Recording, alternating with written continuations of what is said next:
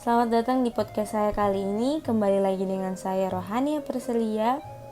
Di kesempatan kali ini saya akan membahas tentang pemanfaatan teknologi informasi dan komunikasi terhadap perkembangan pariwisata di Indonesia.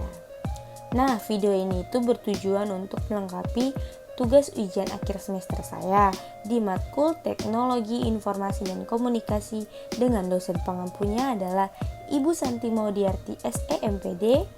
Saya sebagai mahasiswa jurusan Hospitality dan Pariwisata dari kampus STP Trisakti angkatan 2019. Nah, sebelum kita masuk ke inti, pasti kalian udah nggak asing lagi nih sama yang namanya internet, gadget, Google, ya kan? Kecanggihan ini sudah sangat merambat luas di berbagai macam kalangan. Nah, kita juga semua pasti udah tahu dong arti dari kata pariwisata dan teknologi informasi dan komunikasi kan? Hayo sobat milenials. Yang mana kita tahu banget nih bahwa sektor pariwisata di negeri kita lagi dalam masa yang drastis. Sebelum kedatangan tamu yaitu si corona. Sektor pariwisata kita itu naik pesat guys. Sektor pariwisata ini menjadi sektor pengisi kas negara terbesar kedua, mengalahkan devisa dari industri kelapa sawit. Dan jelas ya bahwa pariwisata itu gak akan ada habisnya say. Tak sama seperti kelapa sawit atau minyak mentah. Pariwisata ini bersifat tetap.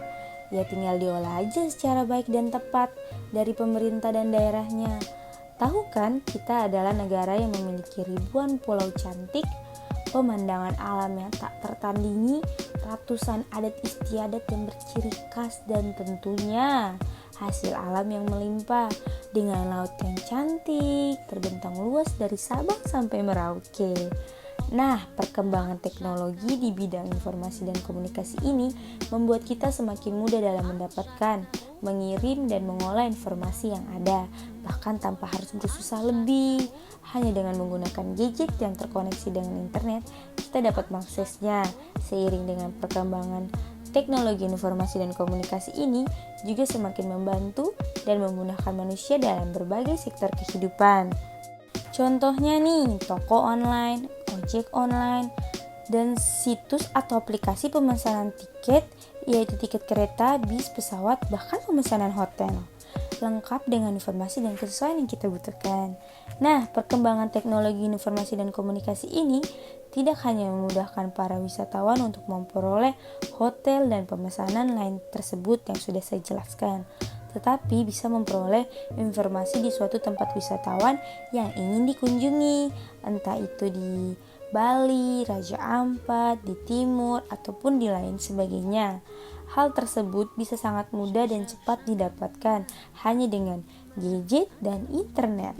Di era digital ini sangat diharuskan pemanfaatan teknologi secara maksimal, baik promosi tempat wisata ataupun sektor penunjang pariwisatanya nih. Kita sebagai generasi harus memanfaatkan media sosial sebaik mungkin. Contohnya nih kayak Instagram, Facebook, dan teman-temannya tuh. Nah, terus nih, semakin majunya kecanggihan teknologi kita, maka muncullah aplikasi-aplikasi penunjang wisatawan, entah itu dari luar negeri ataupun dalam negeri. Misalnya nih aplikasinya nih yaitu aplikasi penunjuk arah nih, yang biasa disebut Maps.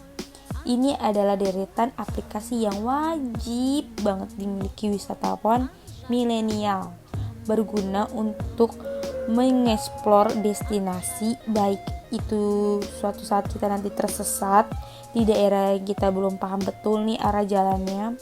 Nah, aplikasi ini tuh sangat efektif guys bagi wisatawan yang ingin berlibur tanpa mengandalkan pemandu setempat. Nah, selanjutnya aplikasi online transportasi itu entah pemesanan transportasi ke tempat wisatawan ataupun untuk kayak nganter kita ke tujuan yang gak terlalu jauh nih. Contohnya nih untuk pemesanan transport tujuan wisata. Misalnya nih, dari luar negeri mau datang ke Bali. Nah, mereka bisa gunain tuh aplikasi-aplikasi apa aja. Ataupun kayak misalnya dari Jawa mau ke Maluku.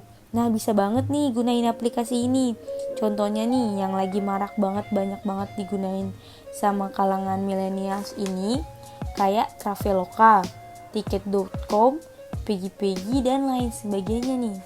Nah, di aplikasi ini bukan hanya bisa memesan tiket transport kita ke tempat wisata yang kita tuju, tapi bisa juga jadi alternatif guys untuk cari hotel yang sesuai dengan kebutuhan serta budget kantong kita. Bayangin dong betapa mudahnya hidup ini. Nah, aplikasi ini juga bukan cuma untuk kayak kita jalan-jalan, bisa juga digunakan sama orang-orang yang lagi membutuhkan, misalnya nih kebutuhan bisnis atau lain sebagainya. Nah, terus aplikasi yang untuk menunjang wisatawan ke tempat yang deket-deket aja nih, bukan yang kayak tadi tuh jauh-jauh. Itu tuh sekarang ada juga yang namanya fiturnya Gojek dan Grab. Kalian pasti tahu dong ojek online yang tadi udah sempat saya singgung itu. Ojek online ini sangat efisien banget untuk kita yang kayak tiba-tiba pengen kesana nih, pengen kesini, pas kita lagi di tempat wisata kita yang lagi kita nggak tahu nih ini daerahnya di mana, pelosoknya di mana. Nah, itu pas banget guys untuk kita pakai dan sangat menguntungkan dengan harga yang nggak terlalu mahal. Itu pun juga kita dilindungi dengan informasi Gojeknya, jadi kita nggak usah perlu khawatir untuk kita kenapa-napa. Nah, menurut kalian gimana? Enak kan? Enak banget kan? Belum lagi dengan pilihan harga yang banyak banget. Gila, dari mau yang mewah banget, sedang-sedang, ekonomi, semuanya tuh ada guys dengan diskon-diskon yang mereka berikan. Nah, dengan segala kemudahan yang telah diberikan, nah, kira-kira sebagai generasi penerus nih, terobosan apa ya yang akan segera muncul dan yang kalian akan ciptakan? Hehehe. Nah guys, sekian nih dari podcast pembicaraan kali ini. Semoga bermanfaat dan bisa menjadi acuan atau berguna ya bagi kalian mendengarkan. Terima kasih. Bye bye.